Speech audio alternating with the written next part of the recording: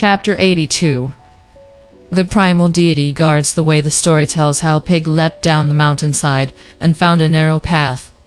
After following it for nearly 2 miles, he came across 2 she-monsters drawing water from a well. How did he know that they both were monsters? Each of them had on her head an extremely unfashionable hairstyle, held up by bamboo slivers that stood 1 foot 2 or 3 inches high. Evil monsters, Pig called, going up to them. The 2 of them looked at each other and said, "What an outrageous monk. We don't know him and we've never had words with him. So why did he call us evil monsters?" In their fury, the monsters raised the pole with which they were going to carry the water and struck at Pig's head. After a few blows that he could not ward off as he was unarmed, the idiot rushed back up the mountain with his head covered by both hands, shouting, "Brother, go back! The monsters are vicious! What's so vicious about them?" Monkey asked. "There were 2 evil spirits drawing water from the well in the hollow," said Pig, "and they hit me 3 or 4 times with their carrying pole just because I spoke to them." "What did you call them?" Monkey asked. "Evil monsters," Pig replied.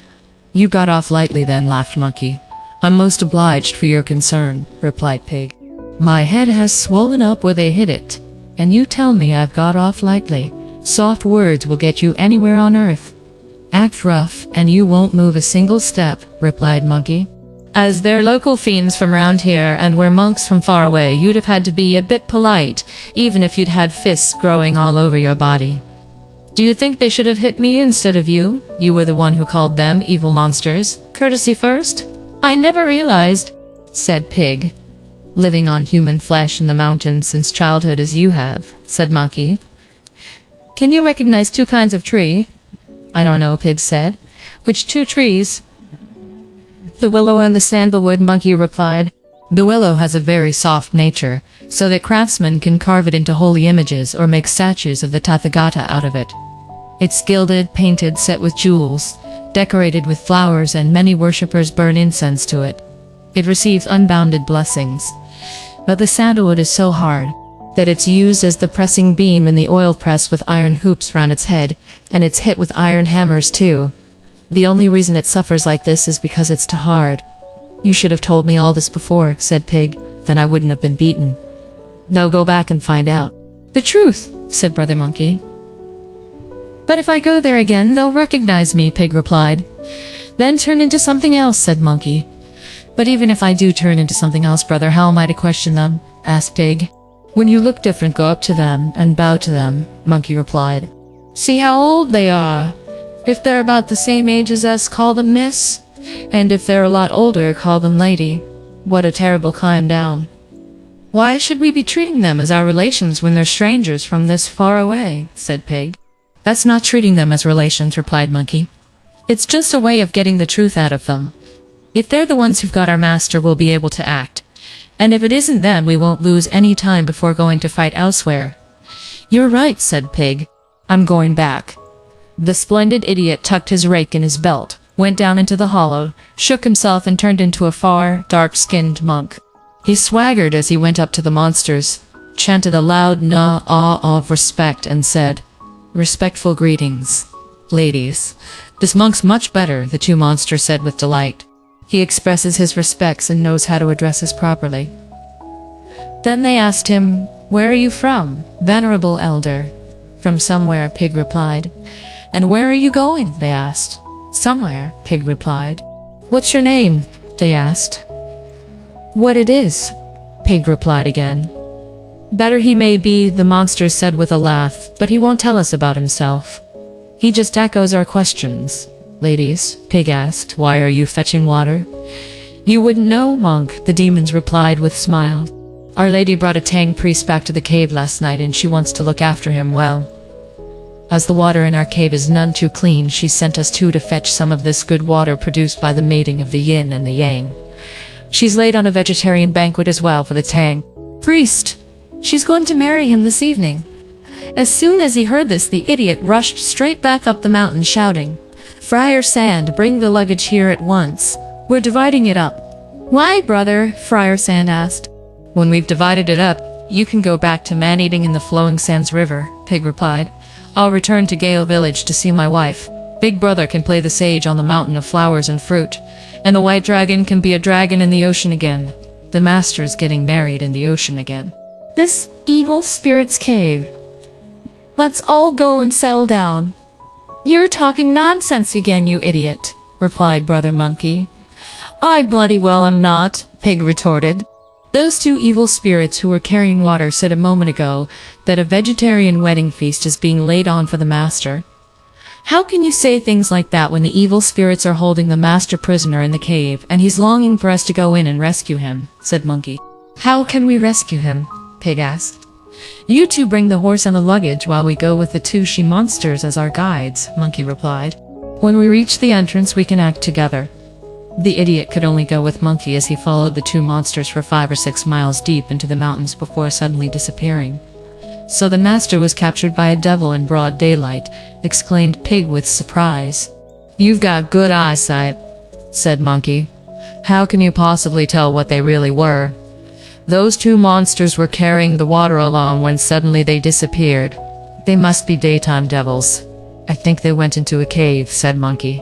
Wait while I go to have a look. The splendid great sage opened his fiery eyes with their golden pupils and scanned the whole mountain.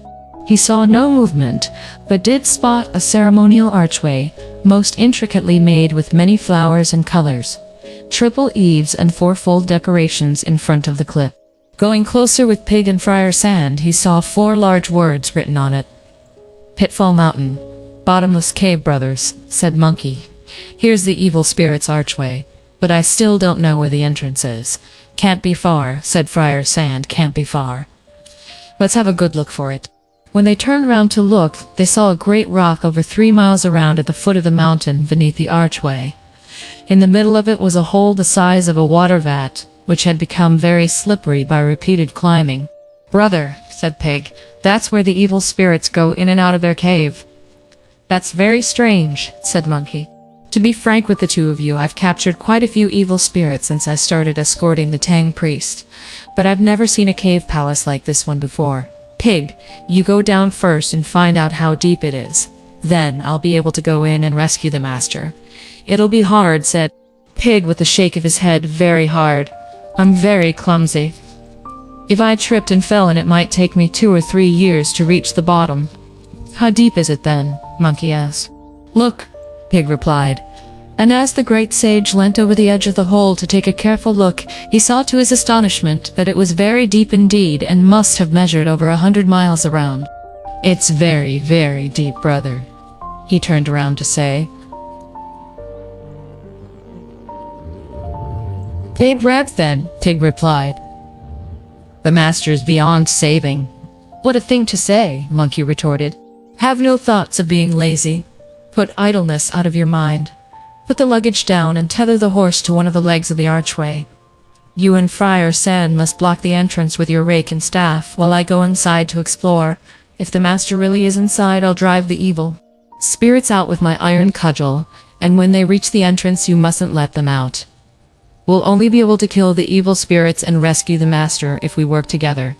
The other two accepted their orders.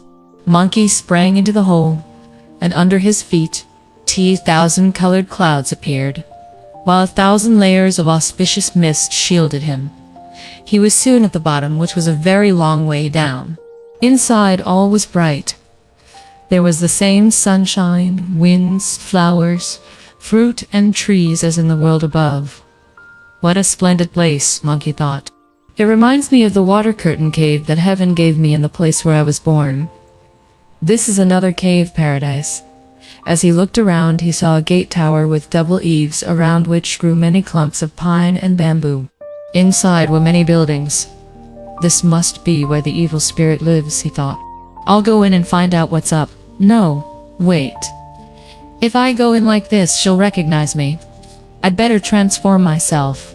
With a shake and a hand spell, he turned himself into a fly and flew lightly up to land on the gate tower and listen in. From here, he saw the monster sitting at her ease in a thatched pavilion. She was dressed far more beautifully than she had been when they rescued her in the pine forest, or when she had tried to catch Monkey in the monastery. Her hair was piled in a crow-black coiffure. She wore a green velvet waistcoat. Her feet were a pair of curving golden lotuses. Her fingers were as delicate as bamboo shoots in spring. Her powdered face was like a silver dish, and her red lips were as glossy as a cherry. She was a regular beauty, even more lovely than the lady on the moon. After capturing the pilgrim monk that morning, she was going to know the pleasure of sharing his bed. Monkey said nothing as he listened out for what she might say. Before long, the cherry of her lips parted as she said with great pleasure, "Lay on a vegetarian feast, my little ones. And quick, my darling Tang priest and I are going to be man and wife afterwards. So it's true." Not Brother Monkey grinning to himself. I thought Pig was just joking. I better fly in and find the master. I wonder what state of mind he's in. If he's been led astray, I'm leaving him here. When he spread his wings and flew inside to look, he saw the Tang priest sitting in a corridor. Behind a trellis covered with opaque below and left clear above. Butting a hole through the trellis, paper Monkey landed on the Tang priest's bald head and called, "Master, save me, disciple," replied Sanzang, who recognized Monkey's voice. "You're useless, master," said Monkey. "The evil spirit is laying on a feast, and when you've eaten it, you two are getting married. I expect you'll have a son or a daughter to start another generation of monks and nuns. What have you got to be so upset about?" When the venerable elder heard this, he gnashed his teeth and said, "Disciple, in all the time since I left Chang'an, accepted you as my follower at the Double Boundary Mountain and started my journey west, when have I ever eaten meat or had any wicked ideas? Now the evil spirit has captured me. She is insisting that I mate with her. If I lose my true masculine essence, may I fall from the wheel of reincarnation and be fixed forever behind the dark mountains, never to rise again." "No need to swear any oaths," said Monkey with a grin. "If you really want to fetch the scriptures from the western heaven, I'll take you there. I can't remember the way I came in," Sanzang replied. "Never mind about forgetting," said Monkey. "You won't get out of here as easily as you came in, which was from the top downwards. If I save you now, you'll have to go from the bottom upwards. If you're very lucky, you'll squeeze out through the entrance and get away. But if your luck's out, you won't be able to squeeze through, and sooner or later you'll die of suffocation." "This is terrible," said Sanzang, the tears pouring from his eyes. "What are we to do?" "No problem," said Monkey, "no problem. The evil spirit's getting some wine prepared for you. You'll have to drink a goblet of it whether you want to or not. But you must pour it out quickly so that it makes a lot of froth. Then I can turn myself into a tiny insect and fly under the bubbles.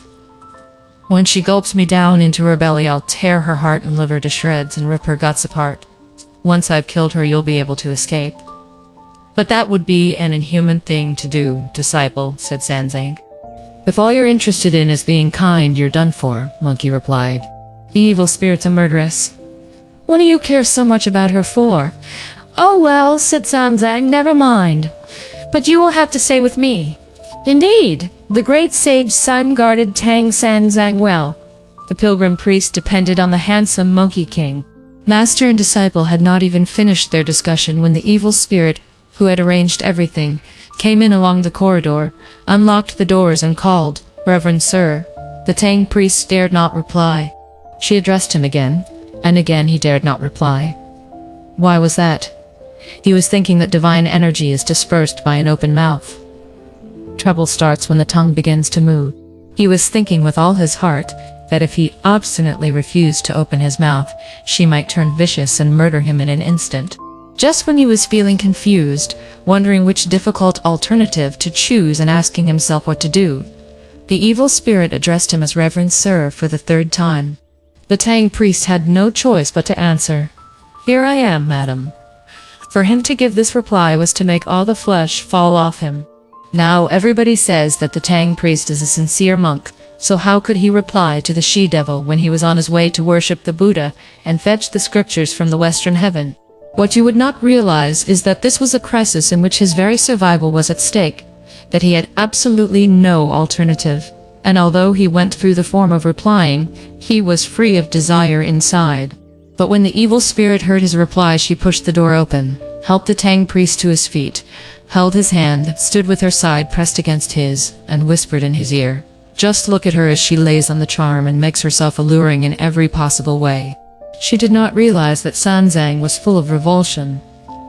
From the way she is making herself so seductive, Monkey thought with a wry grin to himself. I'm worried that she might get the master interested.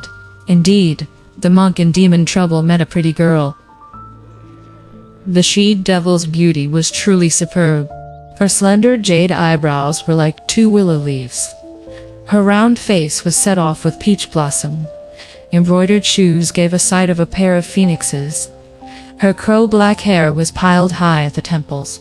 As smiling she led the master by his hand, his cassock was tinged with orchid and musk. Her arms around him. The she-devil took the master to a thatched pavilion and said, "Reverend sir, I've had a drink brought here to have with you." "Lady," said the Tang priest as a monk, "I can take no impure food." "I know," the evil spirit replied. "As the water in the cave isn't clean, I've sent for some of the pure water from the mating of the yin and the yang up on the mountain, and had a banquet of fruit and vegetables prepared. After that, you and I are going to have some fun." When the Tang priest went into the pavilion with her, this is what could be seen. All within the gates was decked in silks and embroideries. Throughout the hall incense rose from golden lion censers. Black painted inlaid tables were set in rows, on which stood dark lacquered bamboo dishes. On the inlaid tables were all kinds of delicacies. In the bamboo dishes were vegetarian delights: crab apples, olives, lotus seeds, grapes, torreya nuts, hazelnuts, pine nuts, lychees, longans, chestnuts, water caltrops, jujubes, persimmons, walnuts, ginkgo nuts, kumquats, and oranges. There was the fruit that grows on every hill, the fresh vegetables of each season: bean curd, wheat gluten, tree ear fungus, fresh bamboo shoots, button mushrooms, gill fungus, yam, sealwort, agar, daylily fried in vegetable oil, hyacinth beans, cowpeas prepared with mature sauces, cucumbers, gourds, ginkgo, turnip greens, peeled aubergines were cooked like quails, seeded wax gourds, taro stewed tender and sprinkled with sugar, turnips boiled in vinegar, pungent chili and ginger made it all delicious. All the dishes were a balance of bland and salty. Revealing the tips of her jade fingers, she raised a dazzling golden goblet that she filled with fine wine. "Dearest reverend gentleman," she said, handing it to him, "my darling, have a drink to celebrate our happy union." Sanzang was covered with embarrassment as he took the wine. He poured a libation into the air, as he prayed silently. Devas who guard the Dharma, guardians of the 4 quarters and the center, 4 duty gods. Your disciple Chen Xuanzang has benefited from the secret protection of all you deities sent by the Bodhisattva Guanyan on my journey to pay my respects at the Thunder Monastery, see the Buddha and seek the scriptures. I have now been captured by an evil spirit on my way. She is forcing me to marry her and has now handed me this cup of wine to drink. If this really is pure wine, I can force myself to drink it and still be able to succeed and see the Buddha. But if it is impure wine, I will be breaking my vows and fall forever into the bitterness of the wheel of rebirth. The great sage Sun made himself tiny and was like a secret informant behind his master's ear. When he spoke, Sanzang was the only one who could hear him. Knowing that his master was normally fond of the pure wine of grapes, he told him to drain the goblet. Sanzang had no choice but to do so, quickly refill the goblet, and hand it back to the evil spirit. As he filled it, bubbles of happiness formed on the surface of the wine. Brother Monkey turned himself into the tiniest of insects and flew lightly under the bubbles. But when the spirit took the goblet, she put it down instead of drinking from it, bowed twice to the Tang priest, and spoke loving words to him with charming bashfulness. By the time she lifted the cup, the bubbles had burst and the insect was revealed. Not realizing that it was Monkey transformed, the evil spirit took it for a real insect, lifted it out with her little finger and flicked it away. Seeing that as things were not going as he intended, he would be unable to get into her belly, Monkey turned himself into a hungry eagle. Indeed, jade claws, gold eyes, and iron wings. In terrible might he rose above the clouds. Cunning hares and foxes felt faint at just the sight, and hid among mountains and rivers for hundreds of miles around. When hungry, it chased small birds into the wind, and rose to the gate of heaven when replete. Murderous were its talons of steel. In times of triumph it stayed aloof in the clouds. Monkey flew up, swung his jade claws, and noisily overturned the tables, smashing all the fruit, vegetables and crockery, and leaving the Tang priest alone there as he flew off. This was so terrifying that the she-devil's heart and gall were split open, and the Tang priest's flesh and bones were turned crisp. Shivering and shaking, the evil spirit threw her arms around the Tang priest and said, "Dearest reverend gentleman, wherever did that come from?" "I don't know," Sanzang replied. "I went to a great deal of trouble to arrange this vegetarian feast for you," the she-devil said. "Goodness only knows where that feathered brute flew in from and smashed our crockery." "Smashing the crockery doesn't really matter," the junior demon said. "But all the food has been spilt on the floor. It's too dirty to eat now." Sanzang by now realized that this was all the result of Monkey's magic, but he dared not say so. "Little ones," said the she-devil, "I realize now. It must be heaven and earth that sent that thing down here because they can't tolerate my holding the Tang priest prisoner. Clear all the broken dishes up and lay on another banquet. Never mind whether it's vegetarian or not, heaven can be our matchmaker and the earth our guarantor. After that, the Tang priest and I will become man and wife. We will say no more of her as she took the Tang priest to sit in the east corridor. Instead, the story tells of how Monkey flew out, turned back into himself, reached the entrance to the cave and shouted, "Open up!" Friar Sandpig shouted, "Our big brother's here!" As the two of them drew their weapons away, Monkey sprang out. "Is there an evil spirit in there?" Pig asked, grabbing hold of him. "Is the master in there?" "Yes, yes," said Monkey. "The master must be having a hard time in there," said Pig. "Are his arms tied behind his back? Or is he all roped up? Is she going to steam him or boil him?" "None of them," Monkey replied. "She just had a vegetarian feast served and was going to do it with him." "So you've been lucky then," said Pig. "You must have drunk a wedding toast." "Idiot," retorted Monkey. "Never mind about having a wedding drink. I can hardly keep him alive." "Then why are you here?" Pig asked. Monkey told how he had seen the master and done his transformations. Ending, "Don't let your fears run away with you, brothers. The master's here, and when I go back in this time, I'll definitely rescue him." Going back inside, Monkey turned into a fly and landed on the gate tower to listen. He could hear the she-devil snorting with fury as she gave instructions within the pavilion. "Little ones, bring whatever there is, vegetarian or not, and burn paper as offerings to the deities. I'll ask heaven and earth to be the matchmakers. I'm definitely going to marry him." When Monkey heard this, he smiled to himself and thought that she-devil's completely shameless. She's locked Monk up in her home, and now she's going to mess around with him in broad daylight. But don't be in too much of a hurry. Give me time to go in and have a look around. With a buzz, he flew along the corridor to see the master sitting inside, tears streaming down his face. Monkey squeezed in, landed on Sanzang's head, and called, "Master." Recognizing the voice, Sanzang sprang to his feet and said with tooth-gnashing fury, "Macaque. Other people get their courage from a big gall, but they have to wrap their bodies around it. Your gall is so big that you wrap it round your body. You used your magical powers of transformation to smash the crockery, but what use is that? By fighting that she-devil, you've only made her more sex-crazed than ever. She is arranging a banquet with vegetarian and impure food all mixed up and is determined to mate with me. Where will this all end?" Smiling to himself again, Monkey replied, "Don't be angry with me, master. I've got a way to save you." "How will you save me?" the Tang priest asked. "When I flew up just now," said Monkey, "I saw that she has a garden behind here. You must lure her into the garden to fool around and I'll rescue you from there." "How will you rescue me from the garden?" the Tang priest asked. "Go to the peach trees in the garden with her and stay there. Wait till I've flown to a branch of the peach tree and turned into a red peach. When you want to eat a peach, pick the red one first, that will be me. She'll be bound to pick one too. You must insist on giving her the red one. Once she's swallowed it, I'll be in her stomach. When I tear her stomach to pieces and rip her guts to shreds, she'll be dead and you'll be freed.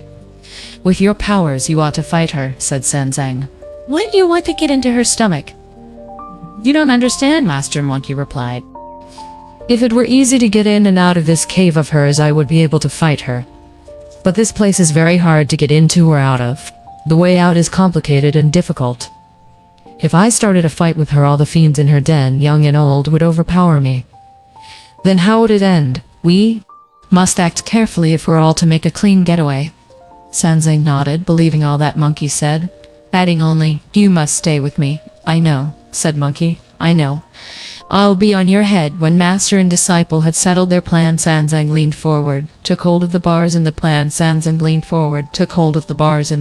corridor's gates and called out, "Lady, lady." As soon as she heard this, the evil spirit came rushing over, a simpering smile on her face. "He'll ask, 'What do you have to say to me, my wonderful darling lady?'" replied Sanzang.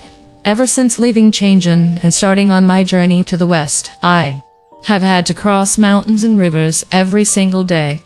When I was staying in the Zenhai monastery last night, I caught a bad chill and I've been in a sweat today. I was just beginning to feel a little better today when in your kindness, good lady, you brought me into your immortal's palace. As I have been sitting here all day, I am now feeling in rather low spirits again. Could you take me somewhere to cheer myself up and have a little fun?" The evil spirit was utterly delighted. "So you're feeling a bit interested, are you, my wonderful darling?" she said. "You and I will go into the garden for some fun. Little ones," she called, "fetch the key, open the garden gates, and sweep the paths in the garden." The demons all hurried off to open the gates and tidy the place up. Meanwhile, the evil spirit was opening the screen and helping the Tang priest out. Just watch the many young demons, all willowy beauties with oiled hair and powdered faces, crowding around the Tang priest as they head for the garden. What a splendid monk he was, walking amid these beauties in their gauze and brocade for no other purpose than to be deaf and dumb. If instead of having an iron heart set on the Buddha, he had been any ordinary man susceptible to wine and women, he would never have succeeded in fetching the scriptures. When they reached the entrance to the garden, the evil spirit whispered seductively, "My wonderful darling, let's have some fun here, it'll cheer you up." They went into the garden hand in hand, and when he looked up, he saw that it was indeed a splendid place. This is what could be seen. All over the winding paths, bluish lichens grow. Secluded gauze windows kept dark by embroidered curtains. When the breeze arises, silks and brocades float in the air. When the gentle rain stops falling, the smooth white skin and jade, like flesh, are revealed. The sun-scorched apricot is red as an immortal's rainbow clothes spread out to dry. The plantain in the moonlight is bluer than Lady Taisian waving her feather fan. Whitewashed walls enclose the golden orioles that sing in 10,000 willows. Within the empty halls, butterflies flit among begonias in the courtyard. Look at the hall of crystallized perfumes, the green moth hall, the hall to recover from drunkenness, the hall of longing rolling up the brilliance, one behind the other. On the red curtains, hooks hold tassels like prawn whiskers. Now look at the pavilion to ease pain, the pavilion of simplicity, the pavilion of thrushes, the Four Rains pavilion, all towering and lofty and bearing on decorated tablets their names in archaic script. Look too at the pool where cranes bathe, the goblet washing pool, the pool of delight in the moon, the pool for cleansing tassels, where amid duckweed and algae the gold scales shine. Then there is the kiosk of ink flowers, the kiosk of strange boxes, the interesting kiosk, the kiosk for admiring the clouds where bubbles like green ants float on the wine and jade ladlas and goblets. Around the pools and pavilions stand rocks from Lake Taihu, rocks of purple crystal, Yingluo rocks, Jin River rocks, greenish and overgrown with tiger whisker rushes. East and west of the kiosks and balls are found a wooden mountain, a turquoise screen mountain, a howling wind mountain, a jade mushroom mountain, all covered in phoenix tail bamboo. Trellises of briar roses and garden roses growing by a swing as a curtain of silk and brocade. A pine pavilion, a magnolia pavilion, opposite a Sasuria pavilion, forming a wall of jade with embroidered hangings. Herbaceous and tree peonies are rivals in luxuriance. The night-closing magnolias and the jasmine are charming every year. Moist with dewdrops are the purple buds. They ought to be painted or drawn. The red hibiscus fills the sky with flaming splendor, a marvelous subject for poetry. When it comes to fine scenery, this makes Lang Garden or Penglai not worth a mention. And as for the flowers, the finest peonies of Luoyang count for nothing beside them. In the battle of the blossoms, late in the spring, the garden lacks only the flowers of jade.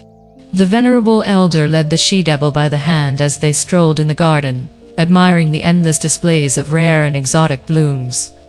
As they went through many a hall and pavilion, he really did seem to be going into an exquisite place. Looking up, he realized that he was by the peach grove. Monkey pinched his master's head to remind him. Flying to a branch of a peach tree, Brother Monkey shook himself and turned into a red peach, and a most fetchingly red one at that. "Lady," the venerable elder said to the evil spirit, "what beautifully scented flowers and ripe fruit you have in this garden. The blooms are so fragrant, bees vie for their nectar. The birds all compete for the fruit on the branches. Why are some of the peaches on the trees red and some green? If there were no yin and yang in the heavens, the sun and moon would not be bright." The evil spirit replied with a smile. "If there were no yin and yang in the earth, the plants and trees would not grow. And if there were no yin and yang among people, there would be no sexual difference. The peaches on the southern yang side of these trees are red because they ripen first in the sun's heat. The peaches on the northern inside are green because they get no sun and are still unripe. It's all because of the yin and the yang." "Thank you, lady, for your explanation," Sanzang replied. "I did not know that." He then reached out and picked a red peach, while the evil spirit also picked a green one. Sanzang bowed as he handed the red one respectfully to the evil spirit with the words, "Lady, you love what is attractive, so won't you take this red peach and give me the green one?" The she-devil made the exchange, thinking with concealed delight, "What a nice monk.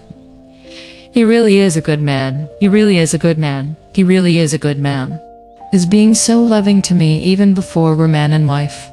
With great pleasure she paid him her affectionate respects. As the Tang priest started to eat the green peach, at once the evil spirit was delighted to do likewise, opening her mouth to bite into the red one. When she parted her red lips and revealed her silver teeth, the impatient monkey did not give her time to bite him, but rolled straight down her throat into her stomach. "Reverend gentleman," the terrified evil spirit said, "that peach is a terror. Why did it roll straight down and not let me bite it?"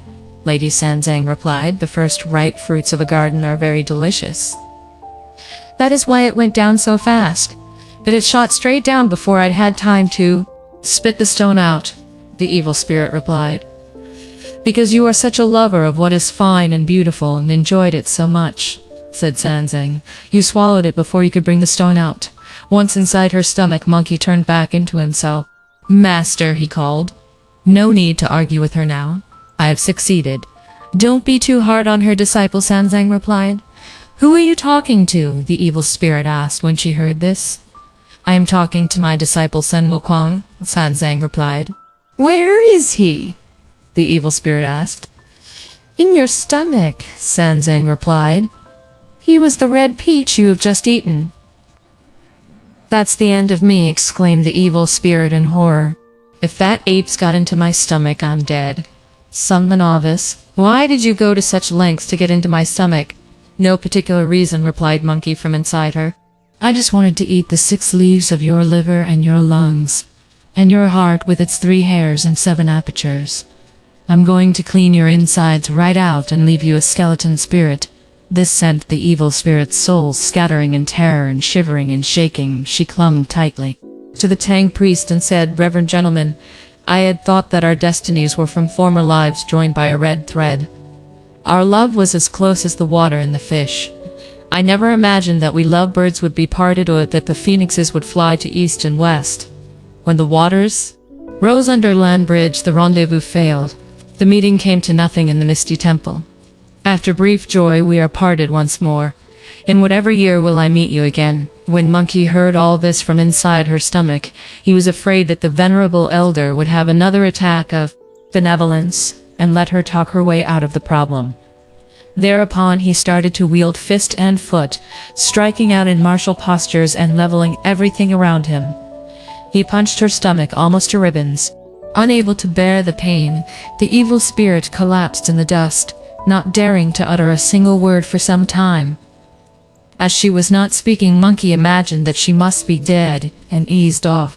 She then recovered her breath to some extent and called out, "Where are you, little ones?" Now, once in the garden, the creatures had all had the understanding to go off picking flowers, playing in the grass and amusing themselves, leaving the she-devil alone with the Tang priest for a romantic conversation.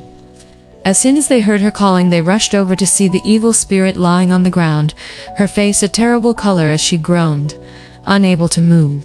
They hurriedly helped her up, crowding around and asking, "What's wrong, madam? Have you had a heart attack?" "No, no," the evil spirit replied.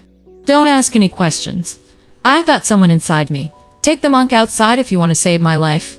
The junior devils actually did start to carry the Tang priest, at which Monkey yelled from inside her belly, "Don't any of you dare carry him. You must take my master out yourself. I'll only spare your life when you've carried him outside." This left the evil spirit with no choice, as all she cared about was saving her skin. At once she struggled to her feet, lifted the Tang priest on her back and headed outside, followed by the junior devils asking, "Where are you going, madam?" To this the evil spirit replied, "As long as the lakes and the bright moon remain, I'll surely find somewhere to put my golden hook. Once I've taken this wretch outside, I'll find myself another man." The splendid evil spirit went straight by Cloud to the mouth of the cave, where the clang of weapons and wild shouts could be heard. "Disciple," said Sanzang, "why can I hear weapons outside?" "It's Pig rubbing his rake," replied Monkey. "Give him a shout." "Beiji," Sanzang shouted. "Friar Sand," said Pig when he heard this. "The master's out." The two of them drew back their rake and staff, letting the evil spirit carry the Tang priest out. Indeed, the mind ape had subdued a monster from the inside. The earth and wood door guards welcomed the holy monk. If you don't know whether the evil spirit's life was spared, listen to the explanation in the next installment.